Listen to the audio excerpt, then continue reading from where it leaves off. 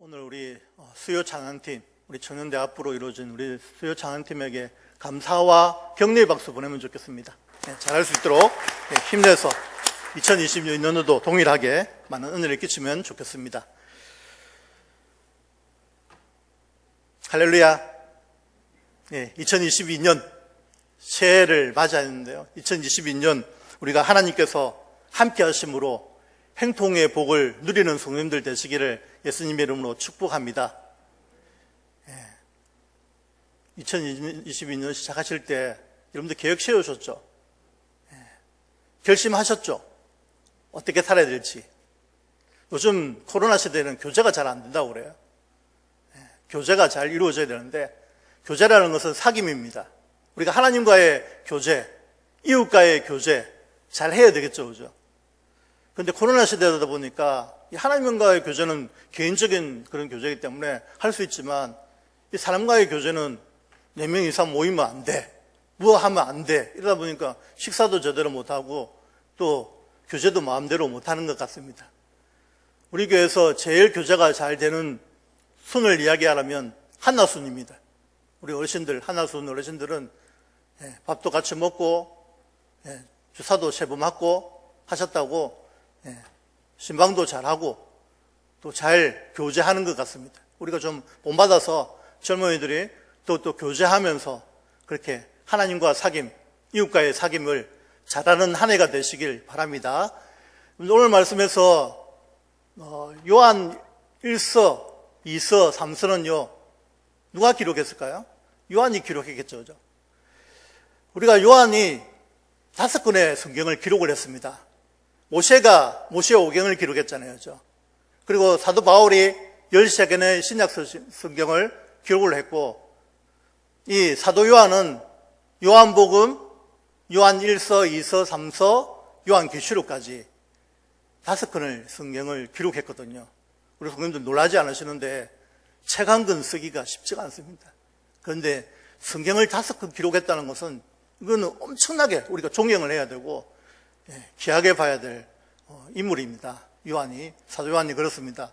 사도 요한은 복음의 2세대들, 우리가 복음의 1세대들은요 언제 순교당했냐면 이 AD 64년에 로마 대하제 사건이 일어나가지고, 이 로마 대하제 사건에 기독교가 지목받았잖아요. 기독교가 범인이다 이래가지고 그 사도 바울과 베드로 초기의 지도자들 200여 명이 순교당했잖아요. 그 순교당한 이후에 사도 요한만이 남아가지고 그 무렵에 이 요한 서신을 기록하고요, 요한 1서, 2서, 3서를 기록하고 마지막에 바모스에 유보되어서 요한계시록을 기록했습니다. 그 가운데 이제 오늘 말씀을 다 읽지 않았지만 1절부터 4절까지는 사귐과 기쁨에 대해서 이야기를 하죠. 말씀을 하죠. 여러분들 사람이 사귀면요 기쁨이 있어요? 여러분들 안 사귀어보셨죠? 성도 간의 교제가 있으면 기쁨이 있습니다. 기쁨이 없는 이유는 뭔지 아십니까? 꼴 보기 싫은 사람과 보니까는 그렇죠. 다 보기 좋아야 되는데 저 사람은 꼴 보기 싫어 이러면서 교제를 안 하니까 문제가 되는 거예요. 사람과 사람 사이에 평화가 없기 때문에 기쁨이 없는 거예요. 교회만 오면 저는 기뻐요. 우리 성도들 얼굴만 보면 기뻐요. 왜 기쁠까요? 마스크 쓴데 뭐가 기쁠까요? 마스크 써도 봐도 오죠.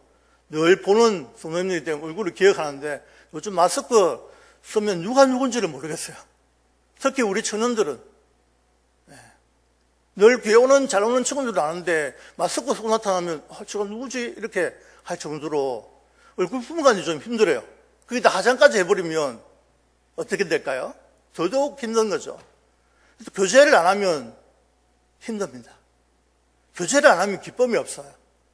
우리가 하나님과의 관계에서 교제가 중요한 것이죠. 하나님과의 관계와 교제가 제대로 이루어지면 내 마음속에 심령의 기쁨이 일어나고요, 또 이웃들과 같이 함께 교제하면 기쁘고 즐거운 거예요. 그래서 자주 만나십시오. 코로나 시대지만 제가요 코로나 시대지만 사람들과 함께 가보니까 커피숍에 사람이 너무 많은데 코로나 안 걸리더라고요. 그리고 음식점에 줄을 서서 먹던데 다 걸려야 되는데 안 걸리더라고요. 그런 교자들도 세상 사람들은 하더라고요. 우리 예수 믿는 사람들도 주 안에서 방역 수칙을 지켜가면서 교제에 열심히 해야 되는 거죠. 교제라는 것은 코이노니아입니다. 헬라어는 코이노니아하고 우리가 교제라는 것은 사귐이죠. 하나님과의 사귐, 이웃과의 사귐, 성도들 간에 서로 사귐이 있어야만이 기쁨을 누릴 수 있다. 그 말씀이 1절부터 4절까지고요. 그래서 생명이신 예수 그리스도에 대해서 복음 2세대들에게 요한이 금연을 하고 있고, 오늘 읽은 본문의 5절에서 10절까지는요, 예수 그리스도는 빛이시다, 하나님은 빛이시다 라는 것을 말씀하고 있고, 대조적인 표현을 써요. 대조라는 것은 뭐냐면 빛과 어둠, 이게 대조잖아요. 예를 들면 이렇습니다. 여러분들 직장인들이 직장 생활하기 힘들까요? 쉬울까요? 힘듭니다. 뭐 때문에 힘드노? 물으니까 직장에서 회식 때문에 힘들다고 합니다. 여러분들 예수 믿는 사람들이 회식하기가 쉽지가 않습니다. 나 혼자만 예수 믿는다는 거예요.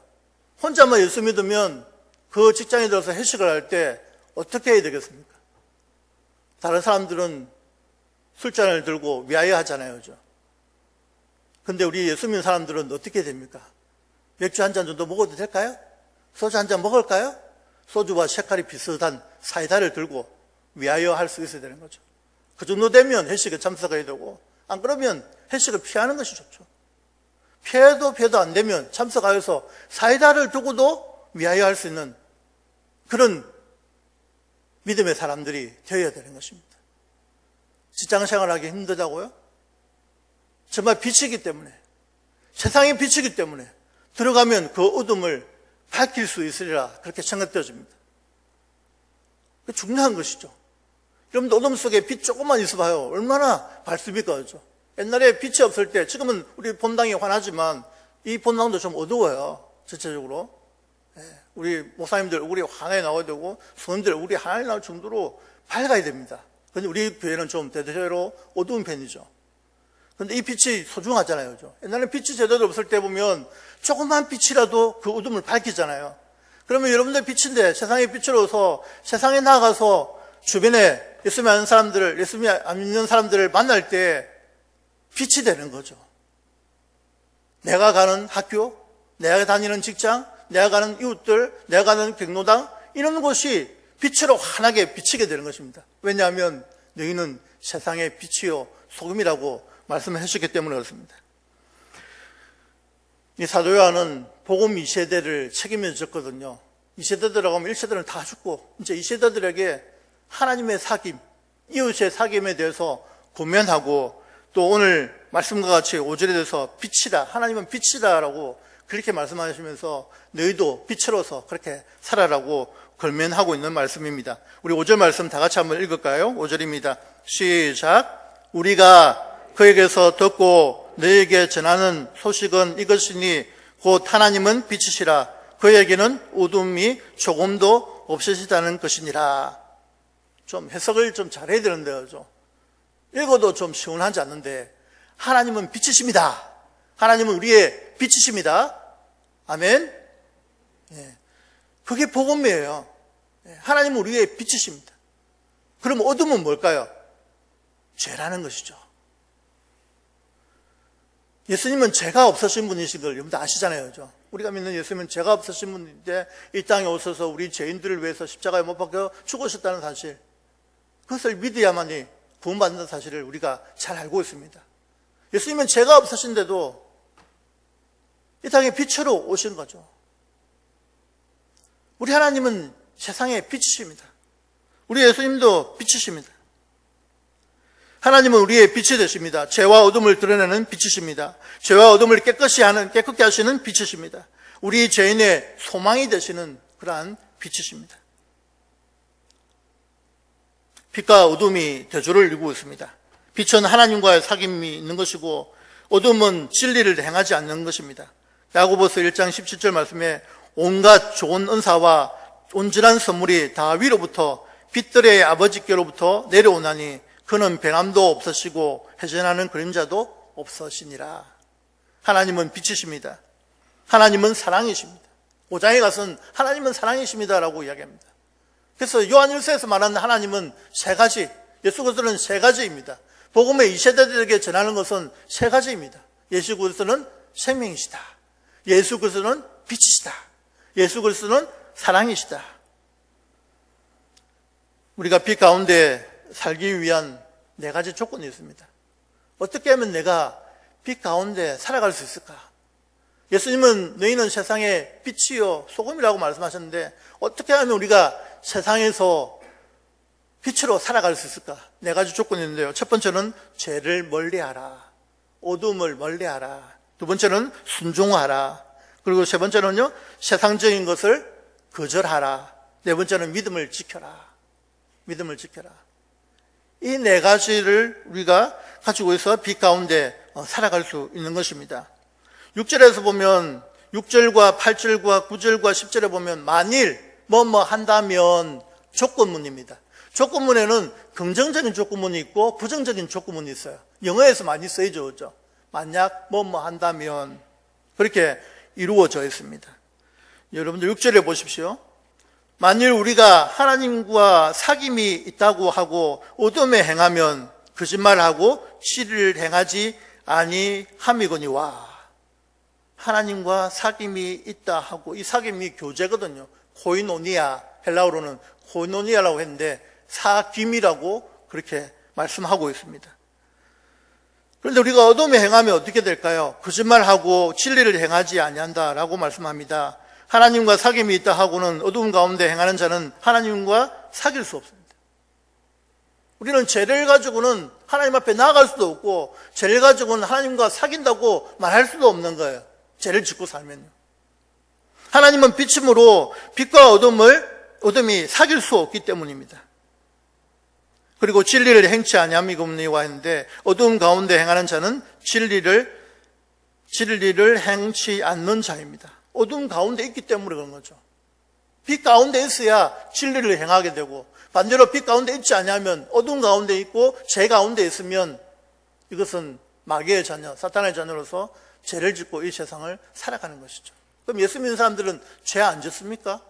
모르면 죄 안 짓는다 하면 안 되죠. 우리가 하나님을 믿고 하나님의 자녀로 이 땅을 살아가지만 자범죄를 지어요. 생활죄를 짓는다고요. 그때마다 우리는 어떻게 합니까? 수요기도에 나와서 하나님 앞에 회개하죠. 새벽기도 때마다 나와서 하나님 앞에 회개하죠. 하나님 용서해 주시옵소서. 알게 모르게 지은 죄들을 용서하여 달라고 그렇게 기도하지 않습니까? 그러면 하나님이 용서해 주십니다. 7절 말씀해 보시면 그가 빛 가운데 계신 것 같이 우리도 빛 가운데 행하면 우리가 서로 사귐이 있고 그 아들 예수의 피가 우리를 모든 죄에서 깨끗하게 하실 것이요. 사랑하는 성도 여러분, 예수님의 피에 예수님의 보혈의 능력이 있는 줄 믿으시기 바랍니다. 우리가 잘나서 제사함 받는 것이 아니라 예수 그리스도 십자가의 그 보혈의 피가 우리를 깨끗하게 하신다라는 것입니다. 우리는 빛 가운데 행하여야 되는 것이죠. 그래야만이 사귐이 있습니다. 세상에서 빛이라고 했잖아요. 하나님의 자녀로 하나님의 백성으로서 이 땅을 살아갈 때에 세상의 빛으로서 살아가는 성도님들 되시기를 바랍니다. 예수 그리스도의 피가 우리를 모든 죄에서 깨끗하게 하실 것을 믿으시길 바랍니다. 8절에 보면 만일 우리가 죄 없다고 말하면 스스로 속이고 또 진리가 우리 속에 있지 아니할 것이요. 우리가 잘 아는 말씀 9절 말씀이죠. 외우는 말씀이죠. 암송하는 말씀이죠. 우리 다 같이 읽겠습니다. 시작.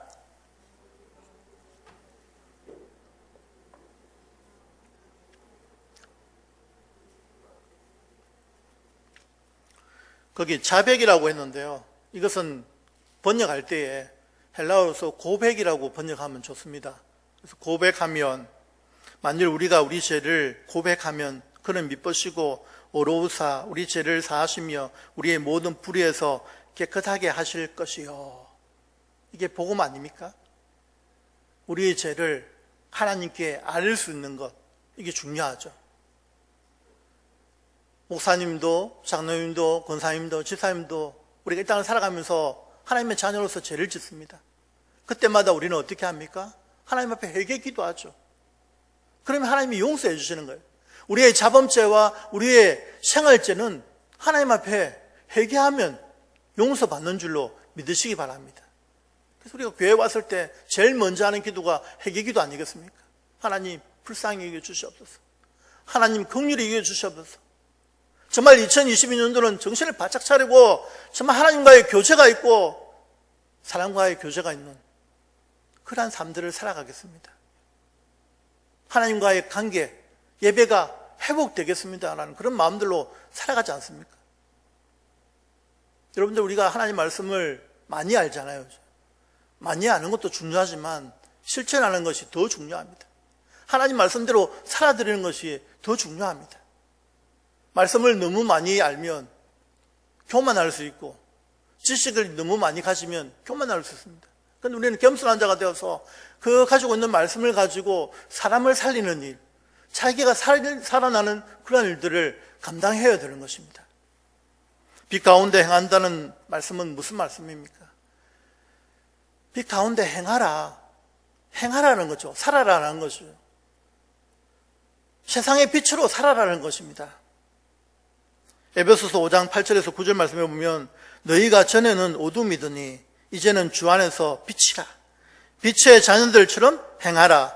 빛의 열매는 모든 착함과 오로움과 진실함에 있느니라. 사랑하는 성도 여러분, 빛의 열매를 많이 맺으시기를 바랍니다. 모든 착함과 어려움과 진실함을 있으시기 바랍니다. 여러분, 착하다는 말 들으시죠? 그죠? 저 목사님은 너무 착하셔. 저 권사님은 너무 착하셔. 장로님은 너무 착하시다는 말. 그래서 여기 나오는 거예요. 빛의 열매이기 때문에. 모든 착함과 어려움과 진실함에 있느니라. 성도가 빛 가운데 거하여 죄악의 세력에서 점점 벗어져 나오고 마음이 점점 깨끗하고 몸의 행실도 점점 거룩하게 되어 그리스도의 행상을 이루어가게 되는 것입니다. 빛 가운데 행하는 사람은 첫 번째로는 서로 간에 사귐이 있는 사람입니다. 교제가 있는 사람이 빛 가운데 있는 사람입니다. 그리고 두 번째로는요, 예수의 피가 계속해서 우리 죄로 말미암아 더러움으로부터 깨끗게 하신다는 사실, 그게 빛의 결과죠. 행하는 두 번째의 결과입니다. 예수 그리스도의 피에 보혈의 능력이 있기 때문에 예수 그리스도의 보혈로 그렇게 죄 씻음을 받고 깨끗함을 입고 그렇게 세상으로 나아가는 것입니다. 하나님의 자녀로서 세상에 나아가서 빛의 역할을 감당하시기를 바랍니다. 우리 주변에는 예수 믿지 않는 사람들이 너무 많습니다. 그 가운데 내가 세상의 빛으로 들어가면 그 어둠을 밝힐 수 있고요, 복음을 전했을 때 그들이 살아나는 역사가 일어나는 것입니다. 우리가 해야 될 것은 예수 그리스도 십자가의 복음을 전하는 것입니다. 전하기만 하면 그 다음은 하나님께서 역사하시고 하나님께서 책임져 주십니다. 전도하시는 분들 보면 전도는 쉽다라고 이야기합니다. 그냥 말을 던졌는데, 그냥 성경 이야기하고 복음 이야기했는데 그 사람이 마음의 문들을 열더랍니다. 마음의 문을 연다는 것은 무엇입니까? 내가 한 것이 아니죠. 하나님이 하셨다라는 것입니다. 그래서 그 말씀을 듣고 교회 나가겠다고, 새순교회 가겠다고, 가까운 교회 가겠다고 그렇게 이야기하는 것입니다. 전도는 어려운 것이 아닙니다. 쉽습니다. 그냥 예수님 한번 믿어보십시오. 새순교회 한번 가보십시오. 오늘날 이 시대, 코로나 이 시대에 희망이 없는 이 시대에, 절망만 있는 시대에 우리는 희망을 가지고 살아갈 수 있는 이유가 내 안에 예수 그리스도가 있기 때문입니다. 그렇습니다. 내가 예수 믿어서 이렇게 살아갑니다. 예수 믿는 사람들은 무슨 재미로 사노? 그렇게 이야기하잖아요. 술도 안 먹고 담배도 안 피우고 뭐 아무것도 안 하잖아요. 그래도 잘 살아갔잖아요. 그렇죠? 내 안에 누가 있기 때문에요? 예수 그리스도가 내 안에 있기 때문에, 성령 하나님이 우리와 함께 계시기 때문에 우리는 더욱더 힘있게 눈이 있게 살아가는 것입니다. 주님 오실 때까지 우리가 믿음으로 준비해서 이 땅을 살아가는 것입니다. 그런데 우리는 이 땅을 살아가면서 우리의 죄들을 지으면서 괴로워하는 사람들이 많이 있잖아요. 그럴 때마다 회개해야 되는 것이죠. 오늘 말씀에 9절 말씀에 그렇게 말씀하고 있고, 성도가 날마다 죄를 발견하여 죄를 고백해야 되는 것입니다. 하나님은 이런 자의 죄를 기쁨으로 사해 주시고 불의와 그 죄악의 세력도 제거해 주시고 점점 깨끗하게 만들어 가시는 것입니다. 잠언 28장 13절에 자기의 죄를 숨기는 자는 행통하지 못하나 죄를 자복하고 버리는 자는 불쌍히 여김을 받으리라. 그래서 우리가 죄가 있다면, 생각나는 죄가 있다면 회개하는 오늘 밤이 되시기를 바랍니다. 하나님 앞에 잘못한 것이 있다면 용서를 구하면 우리 하나님은 우리 하나님의 백성들, 하나님의 자녀들을 너무 사랑하시기 때문에 우리 죄들을 용서해 주시는 줄 믿으시기 바랍니다. 그러므로 우리는 날마다 자기 죄를 발견하여 고백하며 늘 주님의 말씀을 따라가는 성도님들 되시기를 바랍니다. 10절 말씀 우리 다 같이 한번 읽겠습니다. 10절입니다. 시작.